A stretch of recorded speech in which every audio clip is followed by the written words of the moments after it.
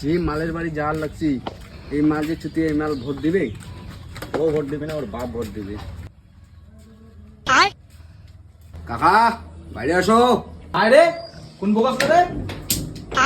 কায় তোমার কায় কি হইছে? পতাকাটা দল থেকে আসছি আমরা, এবারকার ভোটটা আমাকে দিবেন, নাহলে ভয়টা দেবো। নেতাটা কায়? তুই না ও?